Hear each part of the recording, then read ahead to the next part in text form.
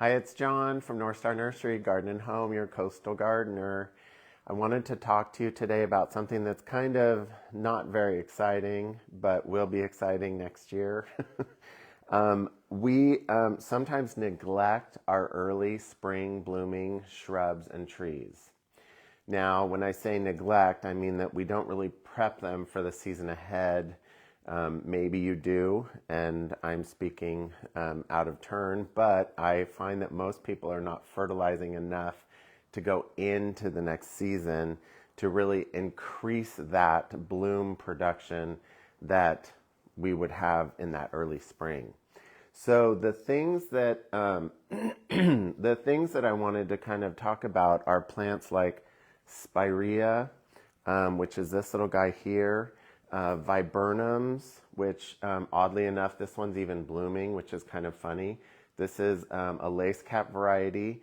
You guys are probably familiar with its cousin, which is the snowball bush, which looks like a little white hydrangea, and it blooms first thing in the spring. We are sold out completely of the snowball bush, which is not uncommon. They usually sell very quickly in the early spring season once all of them start blooming around town. So on the on the viburnums, actually on all of these, you do not want to do any of your fall cleanup on them. You can do a little, but you don't want to do a lot because these plants bloom off of second year wood. So they grow that first year and then they bloom the second year as far as the branches are concerned. So you don't want to go cutting them down really hard. If you had to, you certainly could. And I'm going to move this for a second. We had this, which is a spirea. This is, I think this is bridal wreath. This was a very, very large shrub that we hard pruned because I really didn't like the shape of it. And so I took it down literally to 3-inch nubs, and it is starting to regenerate. Now, this is the second year of its regeneration, so we're getting about a foot now of growth. Probably what will bloom will be the lower branches, because the lower parts of the branches, because they're older, so it blooms off of the older wood. But if you needed to kind of reboot a spirea or a viburnum, you can hard prune them. It just takes them probably like 3 to 5 years before they're going to bloom again the way they used to be. So that's spirea. Sorry, these guys are heavy. I wanted to come back to the viburnum because this viburnum has what I would call some dead younger growth that came out this year. It faded and didn't continue being viable. So what I'm doing is just kind of going through and getting rid of those stems that are kind of blackish gray and have no leaves on them. That would be the amount of pruning we would want to do on something like this. Again, unless you're trying to shape it a certain way and you want to get rid of a branch that's pointing in an area. But it would just be really light, kind of what I call tipping back, and getting rid of these little tiny branches, these little sticks, because they're not going to regenerate and it'll just kind of end up looking ugly with the flowers that are coming in spring. The other thing that's really important, depending on where you have them, whether you have them in pots or in the ground, doesn't matter, they still need to be fertilized. So on all of these guys, everything from the spirea to the viburnum, this little guy I brought in, this is Daphne, and the variety is called Eternal Fragrance.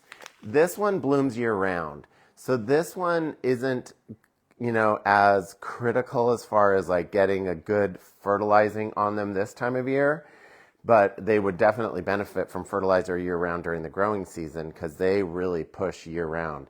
The traditional Daphnes only bloom in the early spring. So like literally like January, February, they start budding up. So right now we want to help that plant to create a either larger flower display a better flower display, a more vivid flower display, and we do that through fertilization. Now, the all-purpose is a great one because you can just use it on everything. It's up to you. The other thing you can do is you can get more specialized and go into the rose and flower food. So for a plant like this, in this container or this size, I would use about 2 cups of fertilizer scratched in around the base and watered in really well. It's going to be really important because we're supposed to be going into a warm spell.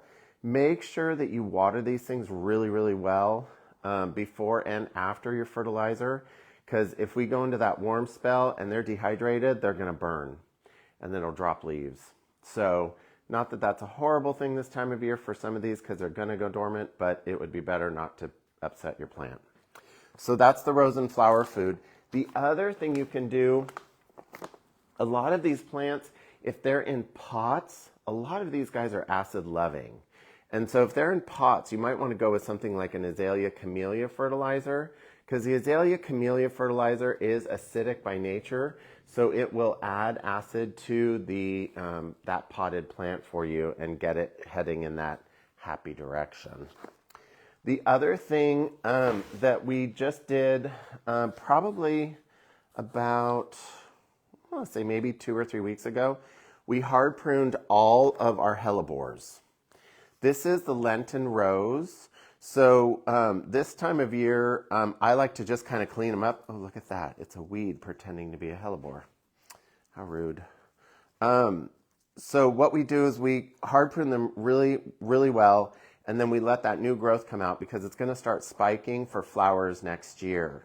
Again, this is another one that's going to start blooming. They call it Lenten rose because it starts setting buds at Christmas. So, and those flowers last a long time, but now is the time to start thinking of fertilizing them. So that is hellebores. Oh, this beauty. You know, all of these things look really rough right now, so it's like the epitome of not a very exciting display for you to look at. But the leaves are starting to drop, but on this magnolia, you'll start to see that there are actually buds developing. They're little hairy buds, and they have little fuzz on them. Those are the flowers for next year. So what we want to do is strengthen that plant so that they produce greater, stronger flowers than they would if we didn't fertilize them. Okay. This is another really cuckoo plant. It's actually, I really love it.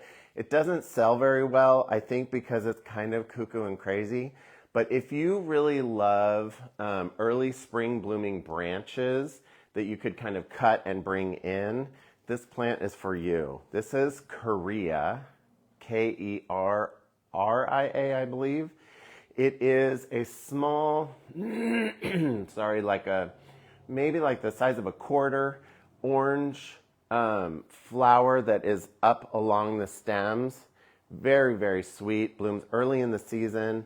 Again, you wouldn't want to prune this unless you're just kind of getting rid of, like this is an old dead branch that doesn't look too good. It's yellowing and browning and going down to here. So I'm just going to get rid of it. Just, you know, cleaning up, very, very minimal pruning, because you don't want to prune off those flowers that are going to come this year. This is going to be really, really cute. I'll try to remember to pull it out and show you when it's actually blooming because it's really sweet. Again, Keria japonica, I believe, and I think it gets about 5 or 6 feet tall. It does drop its leaves in the winter, but it's a very, very pretty spring bloomer for the back, kind of the back of a bed, because it's kind of a bit on the big side once it gets going. And, oh, on all of these guys, so you don't do a lot of pruning now. You wait to do pruning on all of these until they're done blooming in the early spring. Now, again, it doesn't have to be a big amount of pruning, but it can, you know, if you need to prune it for whatever reason, that would be the time. I mentioned this guy a few weeks ago. This is a native. This is Philadelphus, and the variety is called Covelo. And it's definitely looking rough because it's starting to go dormant. So a lot of you guys, sometimes you'll have a plant that's doing this and you think that you're doing something wrong, and you're not. Do me a favor. If you think that something's going on like this and you think that it's dying and you're about to dig it up and get rid of it, stop. Don't do it. Give me a call, email me, send me a picture, whatever you need to do to identify what's going on. But this is not uncommon. This is exactly what the plant does as it starts to go dormant. So don't be concerned that it's a disease or an insect or anything like that. It's just a natural dormancy pattern. So again, this blooms early spring, white fragrant flowers. Philadelphus is kind of a big family, and there's quite a few different varieties, but this one is the native, which was what everything else was kind of derived from, because there's a few hybrids out there for sure. Let's see. I think that might actually be it. Again, we are heading into a warm spell next week, so hydrate yourself, hydrate your plants. The fall sale, so we have today and we have tomorrow being Monday, and then the sale's over. So if you want to get in and get some fertilizer, whatever it is, everything is 25% off, except I did bring in some really, really beautiful heirloom pumpkins. Those are not discounted. But other than that, everything is 25% off. So get in here and get your goodies while they're at a good price. We'll see you at the nursery.